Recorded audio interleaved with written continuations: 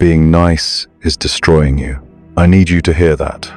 Not as an opinion, not as an interesting perspective to consider, as a diagnosis, as a statement of medical fact about the condition that is slowly killing your potential, your relationships, your self-respect, and your will to live with any kind of power or meaning. Every time you say yes when your body is screaming no, every time you abandon what you need to give someone else what they want, every time you crush your real opinion down into your chest because expressing it might cause friction, every time you give and give and give while receiving nothing, telling yourself this makes you virtuous, this makes you good, this makes you better than those selfish people who actually ask for what they want. You are not being good, you are being weak. And the world, whether you want to hear this or not, does not reward weakness. It punishes it, it exploits it, it feeds on it until there is nothing left of you but a hollowed out shell, still smiling, still accommodating, still wondering why you feel so empty inside despite doing everything right. Look at your life.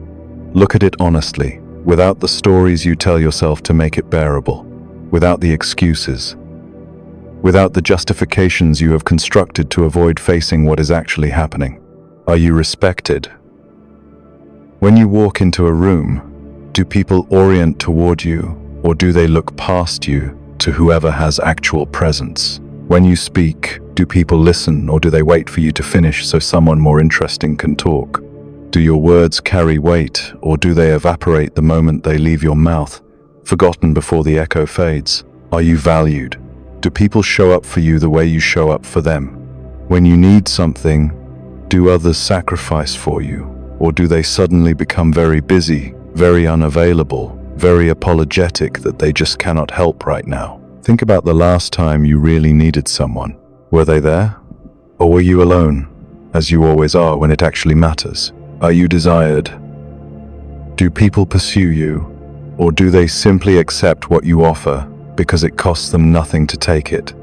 Is anyone fighting for your attention, competing for your time, working to earn your approval, or are you always the one fighting, competing, working to earn theirs? If you answered honestly, if you felt something twist in your stomach as you confronted the gap between what you deserve and what you receive, then you already know the truth. You are the nice guy. And nice guys finish last. Not because the universe is unfair, not because good people always suffer, because niceness, as you practice it, is not a virtue. It is a form of cowardice that guarantees you will be overlooked, undervalued, and used by anyone perceptive enough to recognize what you are. This video is going to dismantle that cowardice. I'm going to show you the 4 behaviors that keep you trapped in the prison of niceness, 4 patterns so deeply ingrained that you probably think they are your personality, your values, your identity. They are not. They are parasites wearing your face, feeding on your life force, keeping you small and controllable. And today, we cut them out. After this video, you will never be the nice guy again. Machiavelli understood something 500 years ago that most people still refuse to accept. He wrote that a man who wants to make a profession of goodness in everything will inevitably be destroyed among so many who are not good. Therefore, it is necessary to learn how not to be good, and to use this knowledge according to necessity. This is not a call to become evil. It is not permission to harm others. It is a recognition that unconditional niceness is a failed strategy. It does not protect you. It does not earn you love. It does not make you good. It makes you prey. And there are predators everywhere, watching for the signs of niceness, waiting to feed. Before we go deeper, if you are new to this channel, we explore the psychology of power, the philosophy of self-mastery, and the dark wisdom that most people are too comfortable to confront. If you are ready to stop being comfortable and start being powerful, subscribe now and turn on notifications. Now, drop this in the comments. The nice guy ends here. Let me know you are ready to transform. Let us begin by understanding what the nice guy actually is, because most people have it wrong. They think the nice guy is simply someone who is kind. That niceness and kindness are the same thing. They are not. They are opposites wearing similar masks. Kindness is beautiful. Genuine generosity is noble. True compassion is one of the highest expressions of human character. But the nice guy is not kind. He is not generous. He is not compassionate. He is something else entirely. He is someone who has learned to perform kindness as a strategy for getting what he wants, while avoiding the risks of asking for it directly. The nice guy discovered, usually in childhood, that certain behaviors earned him safety, approval, or love. Being agreeable worked. Being helpful worked. Suppressing his needs worked. Avoiding conflict worked. Making himself small, unthreatening, and easy to ignore, that worked too. He learned that his authentic self, with its desires, its opinions, its boundaries, its capacity for anger, was dangerous. So he buried it. He created a performance of selflessness and called it his identity. But here is what the nice guy never understood, what he cannot allow himself to see. His strategy is not actually selfless. It is deeply, covertly selfish. He is trying to control other people's perception of him. He is trying to manipulate them into giving him what he wants: approval, love, sex, success, safety from conflict without having to ask for it. He is keeping a secret ledger of everything he gives, expecting repayment for debts the other person never agreed to take on. This is not virtue. This is manipulation wrapped in a pleasant smile. This is cowardice disguised as character. Robert Greene observed that nice people are often the most passive-aggressive, the most resentful, the most dangerous when finally crossed.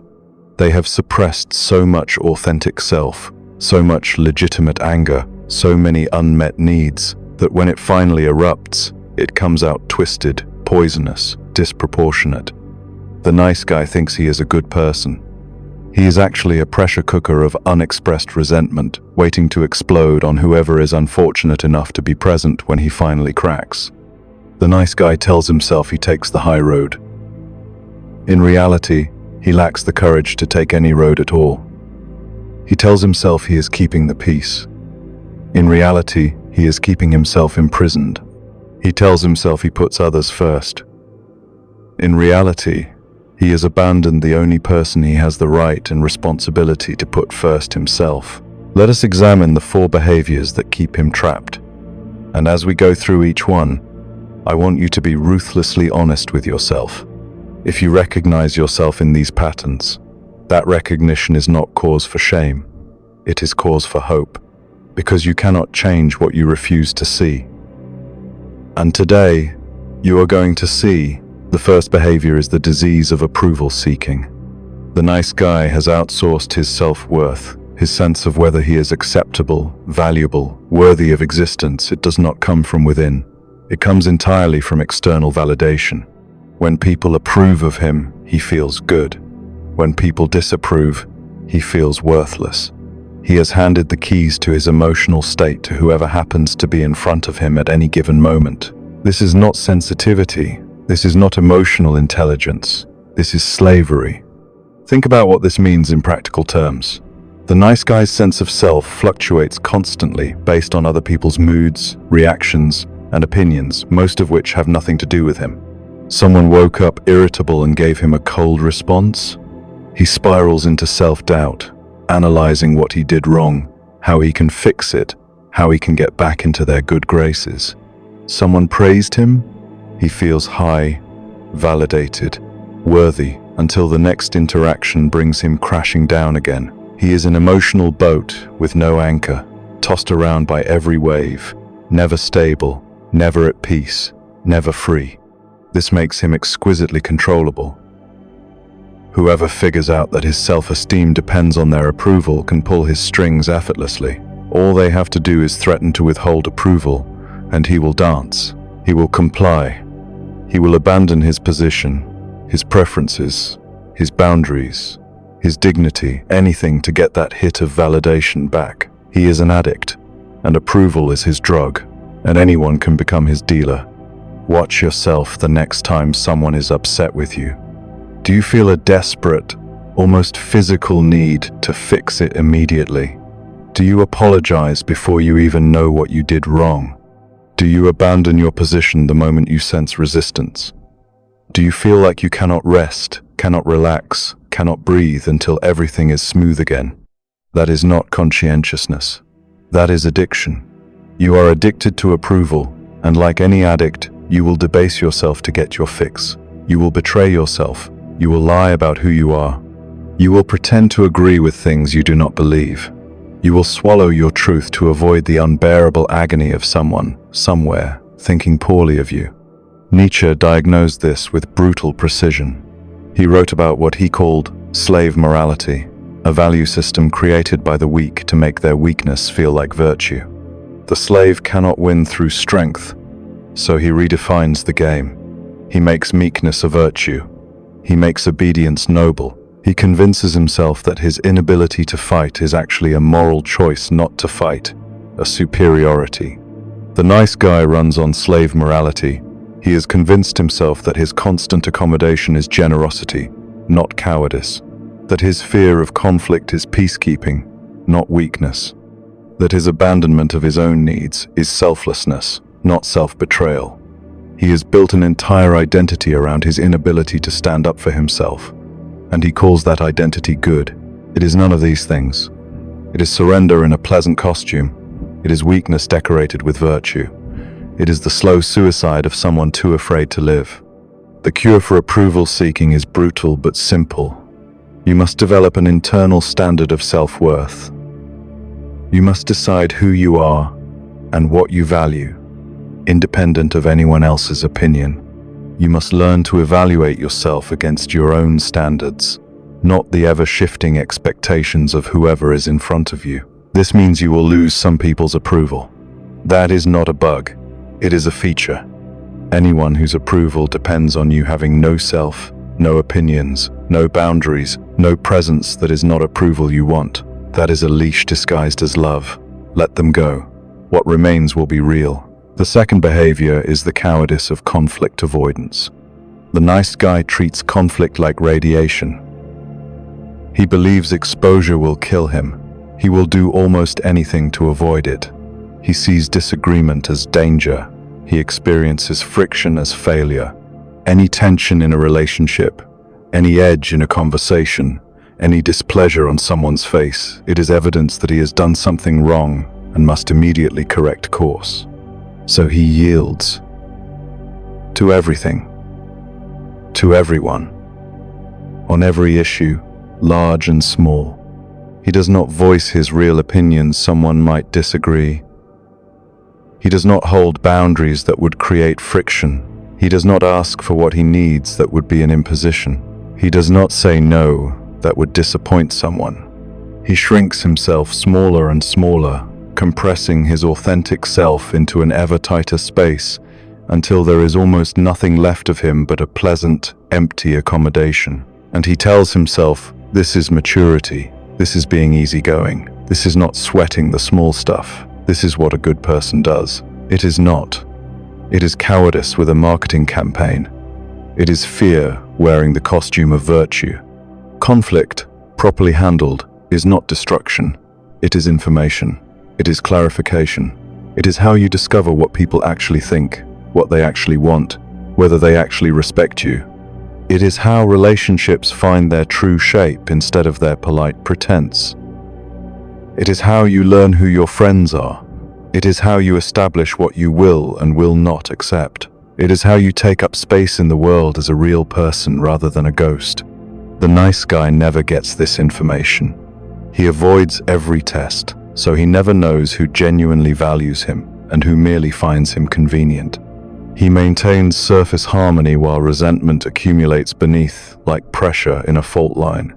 He thinks everything is fine until it catastrophically is not, and he never sees it coming because he refused to look. Machiavelli warned that the desire to avoid conflict at all costs is one of the most dangerous tendencies a person can have.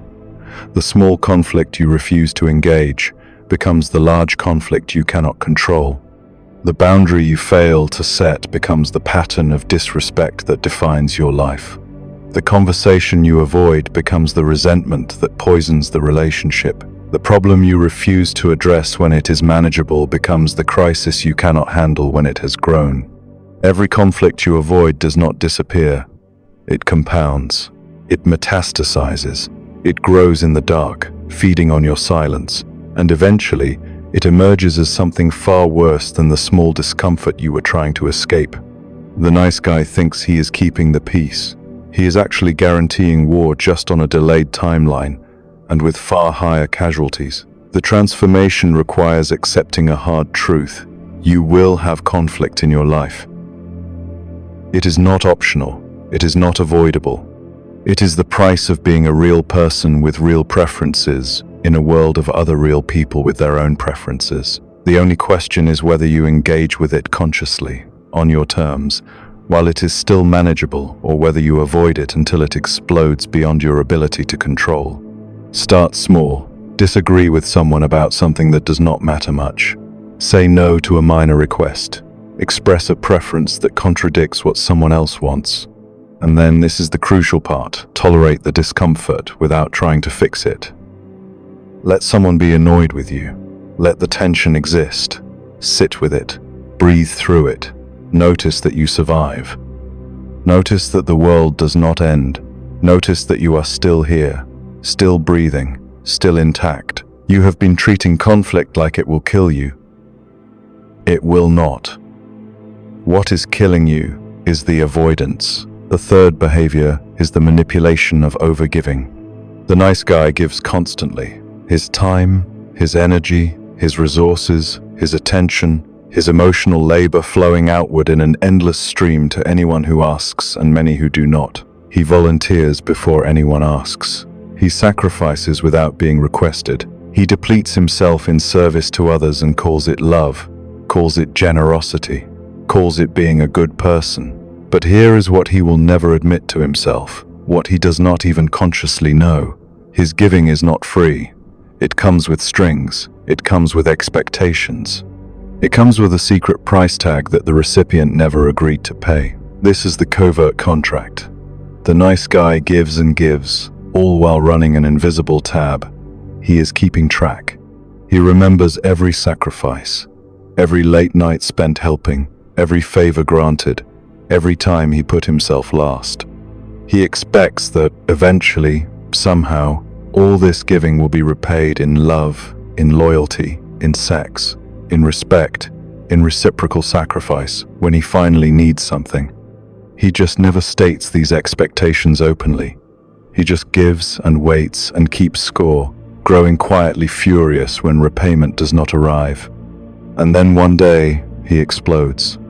After everything I have done for you, how can you treat me this way after all I have sacrificed? You owe me. Do you know how much I have given up for you? The person on the receiving end is blindsided. They did not know they were accumulating debt. They did not agree to any transaction.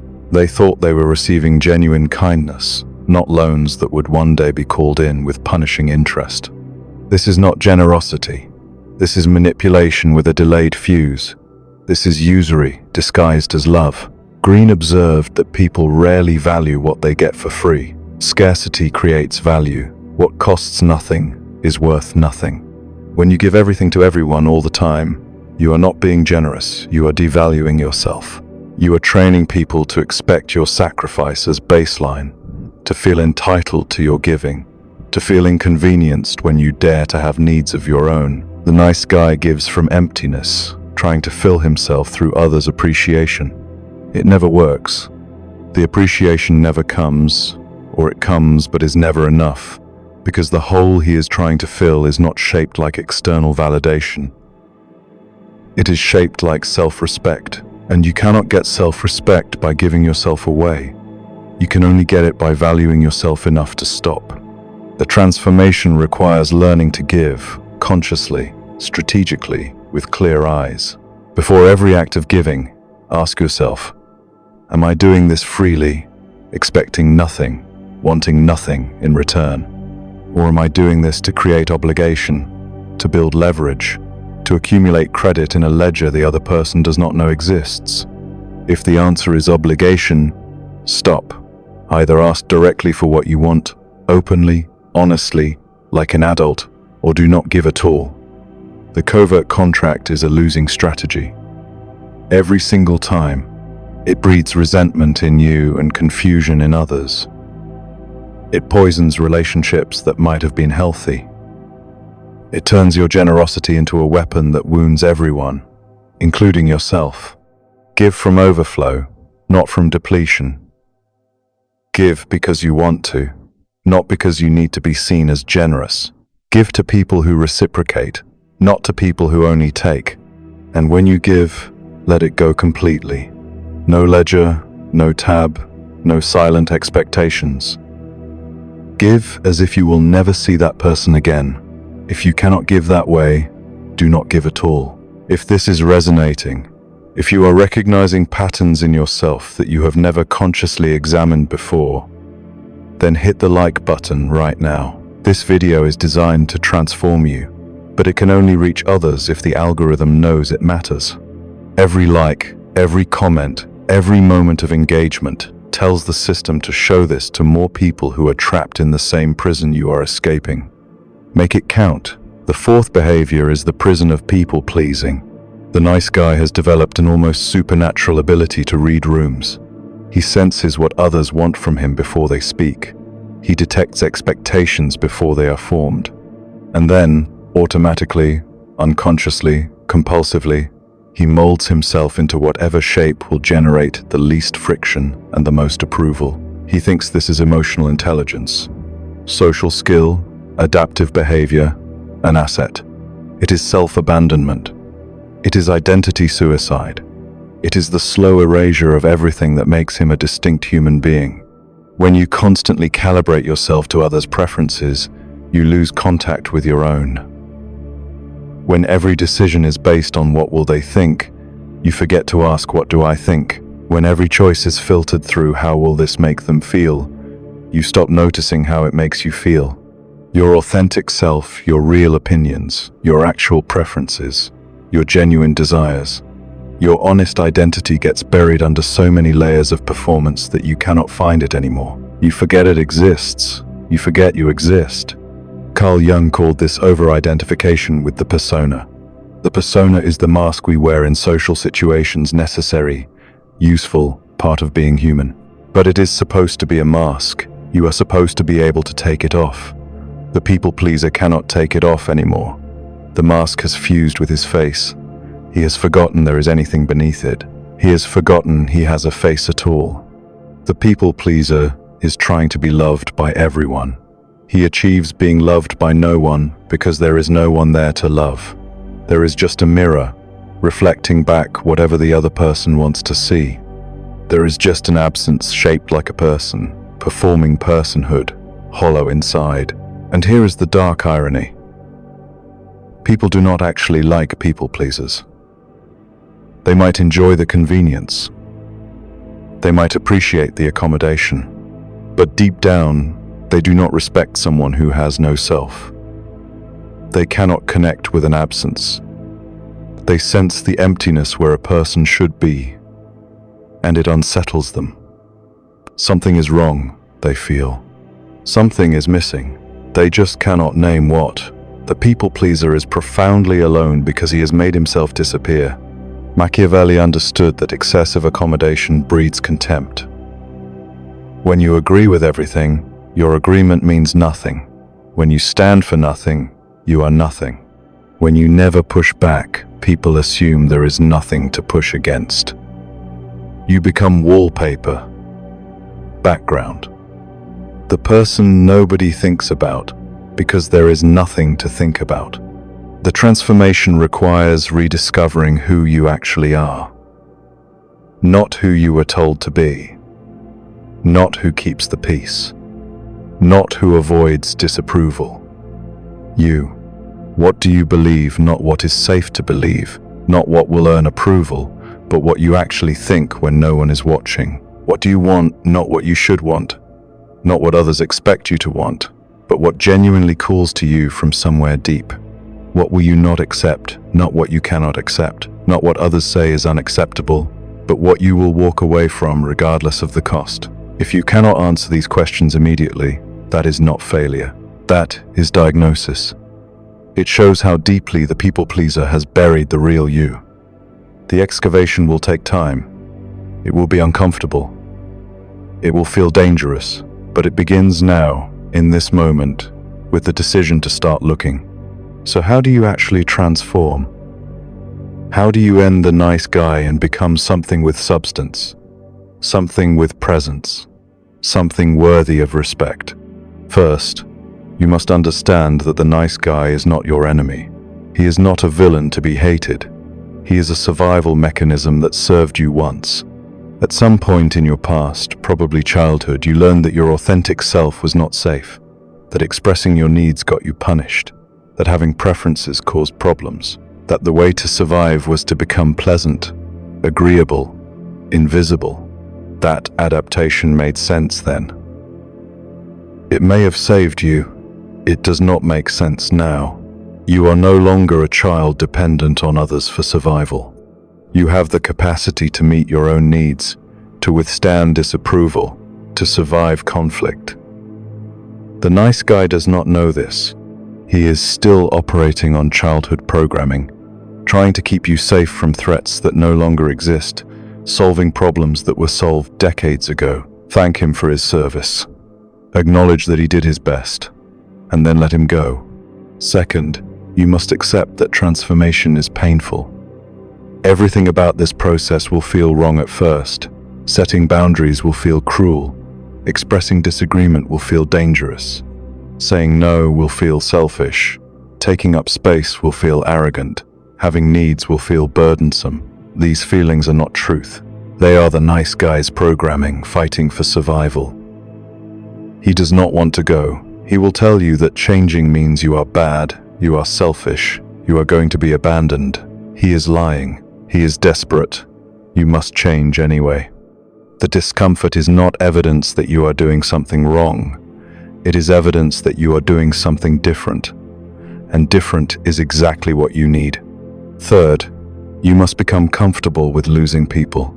Not everyone will appreciate the new you. Some people, particularly those who benefited from your compliance, will actively resist your transformation. They will call you selfish. They will accuse you of changing, as if growth were a betrayal. They will try to guilt you back into the old patterns that served them. Let them go. Anyone who requires your self-abandonment as the price of their presence is not someone you want present. Their departure is not a loss, it is a filter. It is showing you who was there for you and who was only there for what they could take from you. Fourth, you must develop a practice of asserting yourself daily. Not in massive confrontations, in small, consistent acts. Express one honest opinion. Set one minor boundary. Make one decision based on what you want rather than what others expect. Every day, without exception, no matter how uncomfortable. These small acts accumulate. They rebuild the self that was dismantled. They prove to you, through lived experience, that you can assert yourself and survive.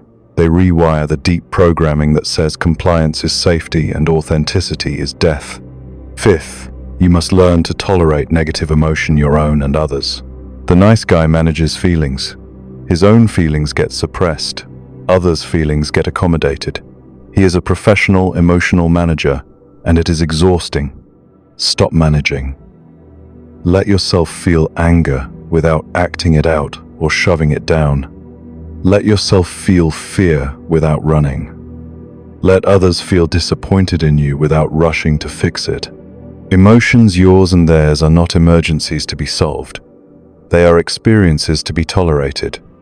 The more you can tolerate, the less controllable you become. Who do you become after the nice guy ends? You do not become cruel. Cruelty is just weakness, pointed outward, the shadow of the nice guy, all his suppressed resentment finally unleashed. That is not power, that is collapse. You do not become selfish. Genuine selfishness is the nice guy's fear, the monster under the bed he organized his entire identity around avoiding. You are not avoiding it anymore. You are also not becoming it. There is a third option he never saw. You become someone with boundaries, someone who can say no without guilt and yes without resentment, someone who gives freely when he chooses to give and refuses freely when he chooses to refuse.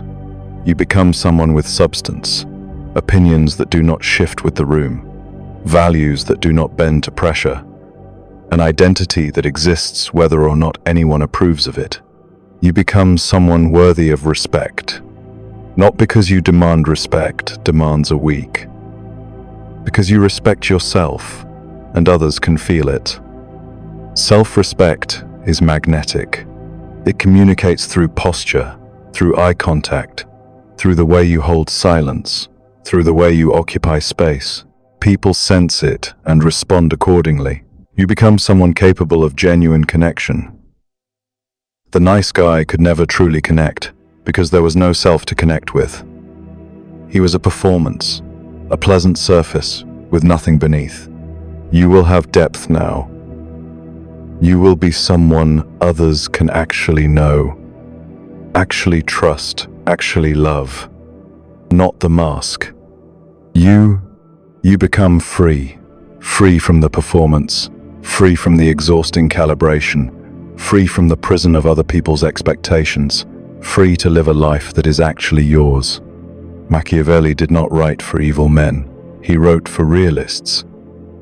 For people who wanted to understand how the world actually operates rather than how it should operate in some fantasy. He gave people the tools to stop being victims. That is what I have done here.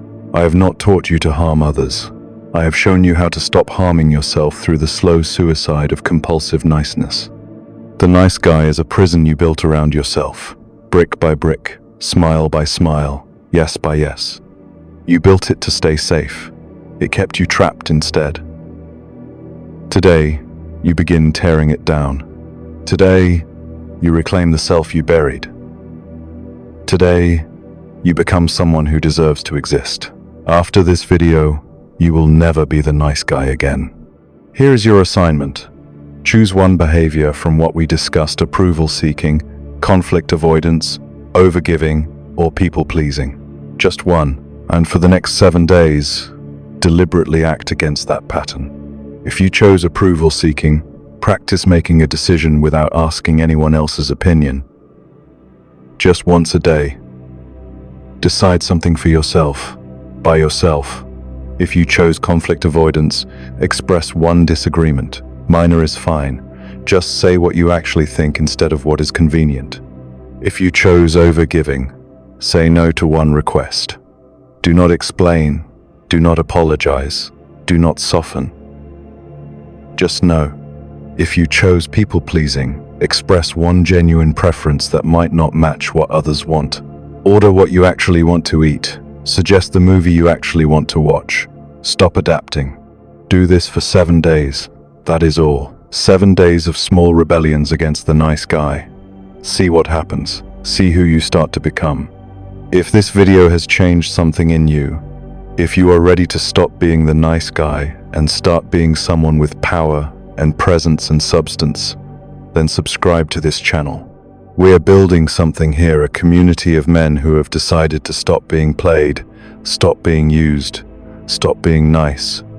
Turn on notifications so you do not miss what comes next. The nice guy ends here. Who you become after is up to you.